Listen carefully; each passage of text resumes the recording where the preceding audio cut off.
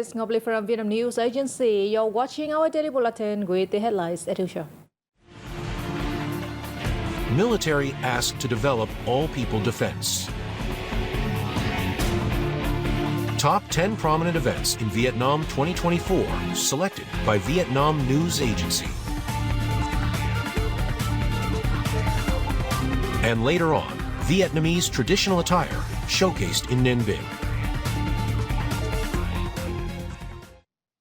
The 2024 National Military Political Conference was held in Hanoi on December 26th. President Lương Cường attended the event. State President Luong Quang said the Army has demonstrated its key role in building the all-people defense and people-based defense posture in association with the people-based security posture. He urged the Central Military Commission and the Ministry of National Defense to enhance researching and forecasting capabilities and ensuring flexible and effective responses to various situations, thus avoiding any surprises and maintaining a peaceful and stable environment for the country's development. He urged the effective implementation of a policy that combines national defense with economic development. The military should promote the growth of defense industry and military science, developing modern and dual-use defense industry, while strengthening defense external relations to ensure the highest national interests, the state leader said, stressing the need to continue actively engaging in UN peacekeeping operations. President Lương Cường hosted receptions in Hanoi on December 26th for ambassadors who come to present credentials. President Luong Quang congratulated Rogelio Polanco Fuentes on his appointment as ambassador of Cuba to Vietnam. He expressed hope that the ambassador would play an active role in fostering and further strengthening the special and traditional friendship between the two countries. Ambassador Polanco Fuentes pledged to dedicate his tenure to deepening cooperation in all fields and nurturing the exemplary and enduring friendship between Cuba and Vietnam.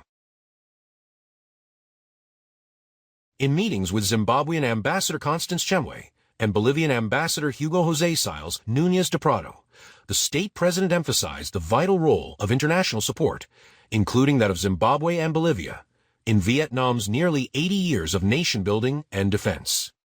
He affirmed Vietnam's strong commitment to prioritizing relations with traditional partners in Africa and Latin America, particularly Zimbabwe and Bolivia.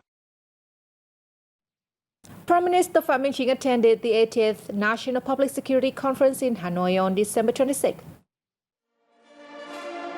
Addressing the conference in Hanoi, the government leader commended contributions, sacrifices, and dedication of officers and soldiers, highlighting their readiness to take on any mission, anywhere, and under any circumstances.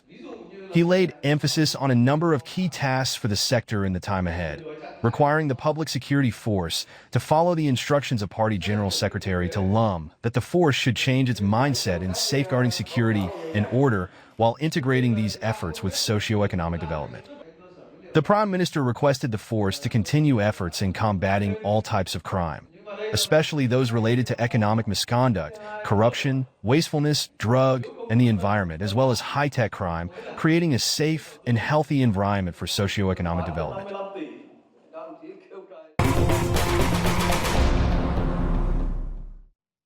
As 2024 comes to a close, the Vietnam News Agency has highlighted the country's top 10 significant events of the year. Follow us for more details in the following report.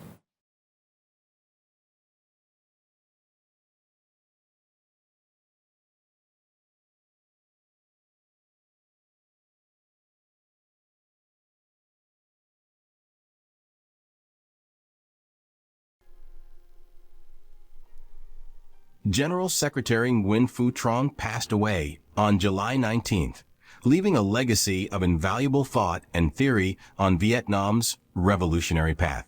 His dedication to the nation and people earned him respect from Vietnamese and international communities alike. His life exemplified the virtues of studying and following the ideology, morality, and style of President Ho Chi Minh, inspiring future generations to strive for Vietnam's development and uphold its revolutionary ideals.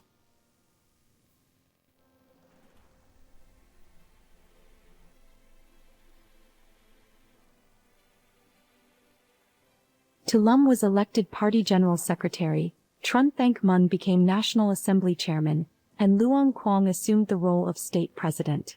These leadership changes were made during pivotal sessions of the National Assembly, reflecting the unity and resolve of the party and the people to maintain stability and foster national progress. The Politburo also issued rare disciplinary warnings to high-profile leaders, showcasing a commitment to accountability and ethical governance in Vietnam's political system.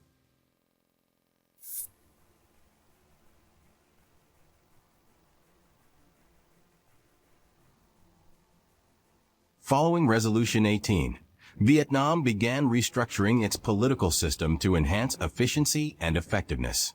Agencies across party, state, and socio-political organizations developed plans for streamlined operations.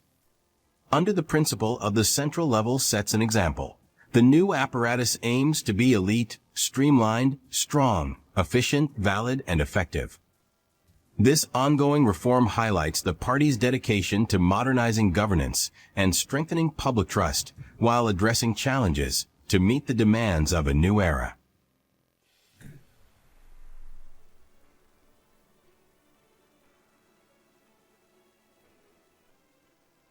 On May 7, Vietnam marked the 70th anniversary of the Dien Bien Phu victory with a grand ceremony in Dien Bien province. The event celebrated the historic triumph that shook the globe and reinforced patriotism and national unity. It highlighted the Vietnam People's Army's evolution over 8 decades, underscoring its commitment to safeguarding the country's independence, sovereignty, and territorial integrity. The victory remains a symbol of resilience and a source of inspiration for future generations.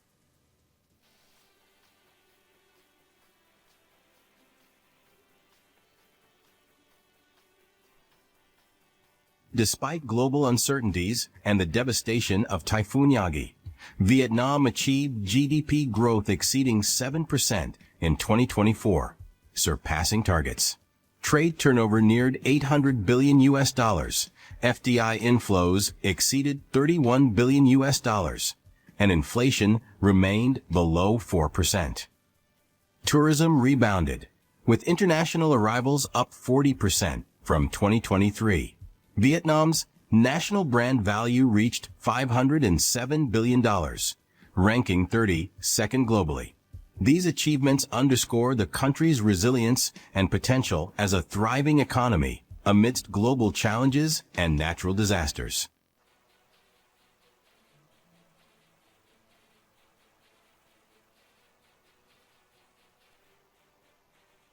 Typhoon Yagi, the most powerful storm in decades, caused severe destruction in Vietnam, leaving 345 dead or missing and $3.2 billion in damages.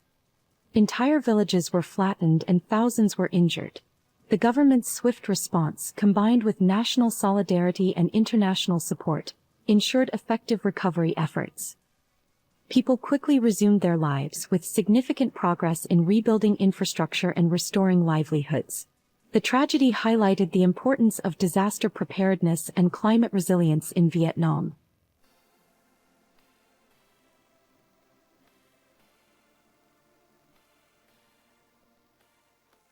Vietnam approved 2 critical projects, the North-South High-Speed Railway and the Ninh Thuan Nuclear Power Plant.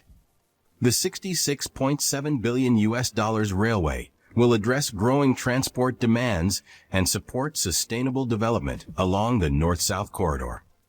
The nuclear power project will diversify energy sources and enhance energy security. Both projects reflect Vietnam's commitment to advancing infrastructure and ensuring long-term socio-economic growth while addressing environmental and energy challenges in the face of rapid industrialization.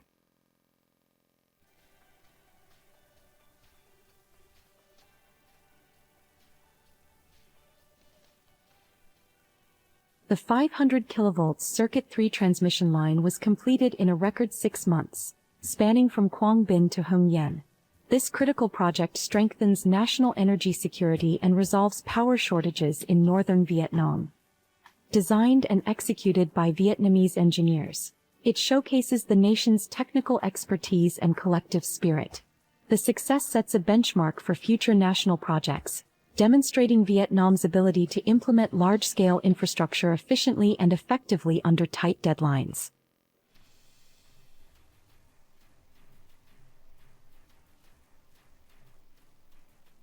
The National Assembly passed the amended land law, along with revised housing and real estate business laws. These updates aim to synchronize legal frameworks, foster a sustainable real estate market, and enhance land resource management. Taking effect earlier than planned, the new laws address long-standing institutional bottlenecks and create a favorable environment for socio-economic development. They mark a significant step toward modernizing Vietnam's legal landscape and ensuring efficient land use.